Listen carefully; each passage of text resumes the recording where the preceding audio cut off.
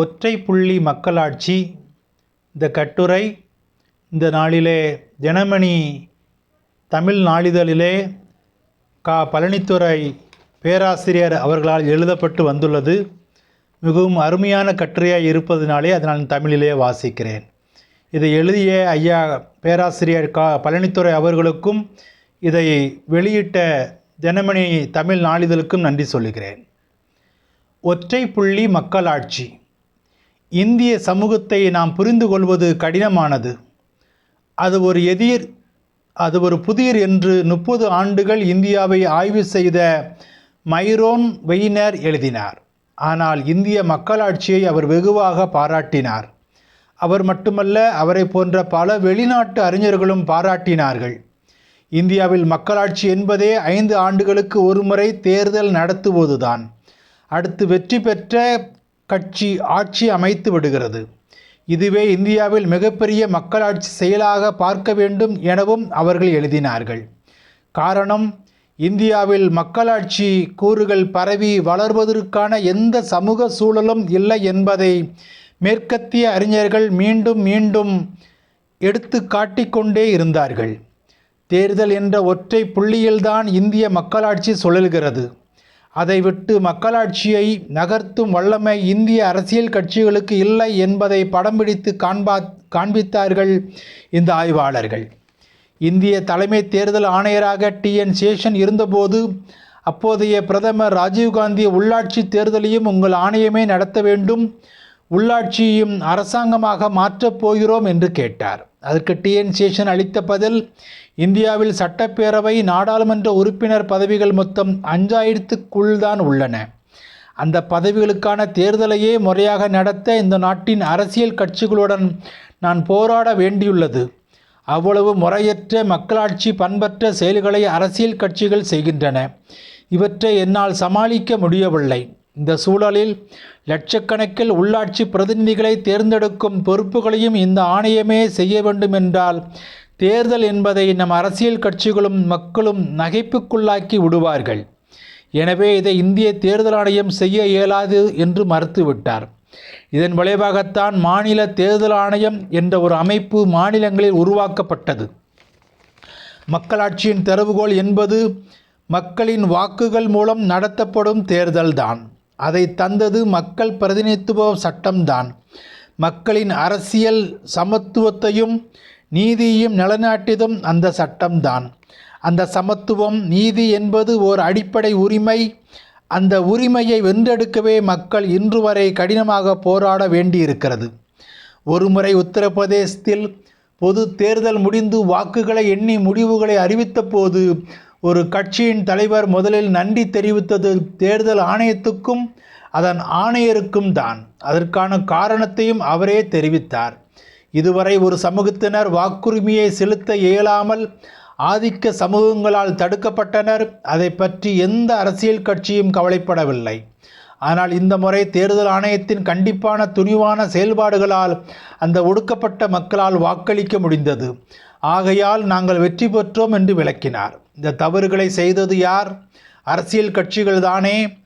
வாக்கு பெட்டிகளை வாக்குச்சாவடிக்குள் புகுந்து தூக்கியதும், கள்ள வாக்கு போடுவதும், வாக்குச்சாவடிக்கு வாக்காளர்கள் வராமல் வாக்குச்சாவடிகளில் வன்முறையை கட்டவிழ்த்து விட்ட அனைத்தையும் செய்தவர்கள் கட்சிக்காரர்கள் தானே.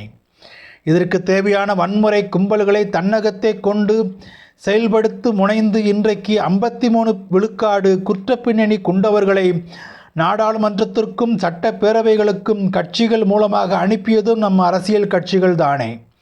இவற்றையெல்லாம் கடந்து இன்று வாக்குகளை சந்தைப்படுத்த சந்தையிலிருந்து கிடைத்த மூலதனத்தை வைத்து மக்களின் அறியாமையையும் வறுமையையும் பயன்படுத்தி வாக்கை பறிப்பது எந்த மக்களாட்சியை சேர்ந்தது? இன்று அரசியல் கட்சிகள் பெருமளவு சொத்துக்களை சேர்த்து வைத்திருக்கின்றன. எங்கிருந்து இவ்வளவு சொத்துக்களை சேர்த்தன இந்த கட்சிகள்? இன்றைக்கு அந்த சொத்துக்களை பாதுகாக்கவும் தனிப்பட்ட முறையில் தாங்கள் சேர்த்த சொத்துக்களை பாதுகாக்கவும் தானே இன்று அரசியலை போராக நடத்துகின்றன நம் கட்சிகள். இன்று ஊழலையும் கட்சிகளையும் பிரிக்க முடியாது. அதேபோல் வன்முறையையும் அரசியலையும் பிரிக்க முடியாது என்ற நிலைக்கு வந்துவிட்டது நம் அரசியல். அரசியல் வணிகமாக மாறியபோது வணிகர்கள் அரசியலுக்குள் வந்துவிட்டார்கள். அரசியல் என்பது லாபம் ஈட்டும் தொழிலாக கட்டமைக்கப்பட்டு விட்டது.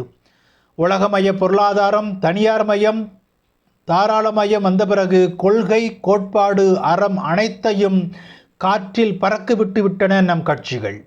இந்திய வாக்காளர்களிடமிருந்து வாக்குகளை பறிக்க நிபுணத்துவ நிறுவனங்கள் உருவாக்கப்பட்டன. அவை தாங்கள் ஒப்பந்தம் செய்து கொண்ட கட்சிகளை வெற்றி பெற வைக்க அனைத்து விதமான உத்திகளையும் உருவாக்கி புதிய தொழில்நுட்பத்தின் மூலம் மக்களின் உளவியலில் மாற்றங்களை செய்தன. கட்சிகளும் கட்சி தலைவர்களும் செய்ய இயலாத பணியை இந்த நிபுணத்துவ நிறுவனங்கள் செய்தன. இந்த புதிய ஏற்பாடு ஒட்டுமொத்த மக்களாட்சியின் கோட்பாட்டுக்கு எதிரானவை. இதை எந்த அரசியல் கட்சியும் தவறு என்று சுட்டி காட்டவில்லை. இதை எதிர்த்து எந்த பொது விவாதமும் நடைபெறவில்லை. இந்த நிகழ்வுகள் அனைத்தும் மக்களாட்சிக்கு எதிரானவை என்று மேற்கத்திய நாடுகளில் விவாதிக்கின்றனர், கட்டுரை எழுதுகின்றனர் அறிஞர்கள். இந்த செயல்பாடுகளால் விளைவது பெருந்தீமைகள் என்பதுடன் மக்களாட்சியை சவக்குழியில் தள்ளும் செயலாகும் என்று விவாதிக்கின்றனர். ஆனால் இங்கு அதை வேடிக்கை பார்த்து குடிமக்களாகிய நாம் ரசிக்கிறோம். இதிலிருந்து நமக்கு கிடைக்கும் செய்தி, நம் மக்கள் அரசியலில் அறியாமையின் உச்சத்தில் உள்ளனர் என்பதுதான். இந்த வணிக அரசியல் எந்த அளவுக்கு குற்ற பின்னணி கொண்டதாக மாறியது என்பதை மிகப்பெரிய ஆய்வுகளை நடத்தி மிக பெரும் விவாத பொருளாக்கி புத்தகமாக கொண்டு வந்து தந்தார் ஹார்வர்டு பல்கலைக்கழக பேராசிரியர் ஃப்ரெட்ரிக் சார்லஸ் ஸ்கால்பர். உலகம் முழுவதிலும் இருந்து ஆய்வாளர்களை அழைத்து இந்த வாக்கு சந்தையை ஆய்வு செய்து ஒரு கருத்தரங்கு மூலம் விவாதித்து அந்த கருத்து தாள்களை புத்தகமாக்கி தேர்தல்கள், விற்பனைக்கு வாக்குகளை விலை கொடுத்து வாங்குவதால் ஏற்படும் காரணங்களும் விளைவுகளும் என்று தலைப்பிட்டு வெளியிட்டார். வாக்குகளை வாங்குவதன் மூலம், விற்பதன் மூலம் மக்களாட்சிக்கு நேர்ந்த ஊனம் எவ்வளவு, அதேபோல் சாதாரண மக்கள் தங்கள் அரசிடமிருந்து கிடைக்க வேண்டிய பயன்கள் எவ்வளவு இழந்திருக்கிறார்கள் என்பதை ஆய்வு செய்து விளக்கி இருப்பது நம் நெஞ்சை பதற வைக்கின்றன. இந்த பின்னணியில் சிவம் சங்கர் சிங் எழுதிய இந்திய தேர்தல்களை வெல்வது எப்படி, நீங்கள் தெரிந்து கொள்ளக்கூடாது என்று அரசியல் கட்சிகள் விரும்புவது என்று ஆங்கில புத்தகத்தின் தமிழாக்கத்தை சற்று உற்று நோக்கி படித்தால் இந்திய அரசியல் கட்சிகள் எவ்வளவு மோசடியை மக்கள் மீது செய்கின்றன என்ற உண்மையை வாக்காளர்களாகிய நாம் ஒவ்வொருவரும் தெரிந்து கொள்ள முடியும். மக்களாட்சி என்று நாம் எல்லோரும் தினமும் பயன்படுத்தும் வார்த்தைக்கும் நடக்கும் அரசியல் நிகழ்வுகளுக்கும் எந்த தொடர்பும் இல்லை என்பதை புரிந்து கொள்ளும்போது அரசியல் கட்சிகளை எங்கே கொண்டு நிறுத்துவது என்பதுதான் நம் கேள்வியாக இருக்கிறது. அரசியல் கட்சிகள் நடத்துவது அரசியலும் அல்ல, அந்த அரசியலால் நடைபெறுவது மக்களாட்சியும் அல்ல. மக்களை ஏமாற்றி ஒரு சுகபோக வாழ்க்கையை கட்டமைத்து வாழ்கிறார்கள் நம் அரசியல்வாதிகள். நாட்டை காக்க இராணுவம் எப்படி தேவைப்படுகிறதோ அதேபோல் கட்சிகளுக்கு ஒரு படை தேவைப்படுகிறது. கட்சிகளை நடத்த, தேர்தலில் வாக்குகளை வாங்க அதைத்தான் கட்சிகள் நடத்தி கொண்டுள்ளன. இந்த சூழலை பயன்படுத்த தெரிந்தவர்களுக்கு வாழ்க்கையில் பல பயன்கள் அரசியலிடமிருந்து கிடைத்து விடுகின்றன. பெரும்பான்மை மக்களுக்கு மக்களாட்சி அரசியலிருந்து கிடைக்க வேண்டிய பயன்களை கிடைக்கவில்லை. இதற்கு நாம் ஒரு புதிய கட்சியை உருவாக்க வேண்டும் என்று எண்ணி பல கட்சிகள் உருவாகின்றன. அவை காலப்போக்கில் இந்த அதிகாரத்தை பிடிக்கும் சாக்கடையில் விழுந்து கிடக்கின்றன. இதற்கு மாற்று என்ன? ஒரே வழி, மக்களிடம் சென்று நாம் அரசியல் கட்சிகள் செய்யும் மக்களாட்சிக்கு முரணான செயல்பாடுகளை விளக்கி மிரட்டலுக்கும் ஆதிக்கத்துக்கும் பயப்படாமல் குடிமக்களாகிய வாக்காளர்களாக சுதந்திரமாக வாக்களிப்பது. எந்த கட்சிக்கும் அடிமையாகாமல் சுதந்திர உளவியலில் எனது வாக்கு என் நாட்டை காக்கும் உயரிய ஆயுதம் என்று எண்ணி செயல்பட மக்களை தயார் செய்ய வேண்டும். இதற்கு நாம் கட்சிகளை கடந்து பொறுப்புமிக்க குடிமக்களாகவும் வாக்காளர்களாகவும் ஒருங்கிணைத்து ஒற்றுமையுடன் ஒருமைப்பாட்டுடனும் தேர்தலில் நேர்மையாக வாக்களிக்க வேண்டும். அதுதான் இன்றைய மக்களாட்சிக்கான புதிய போராட்டம். ஆமேன்.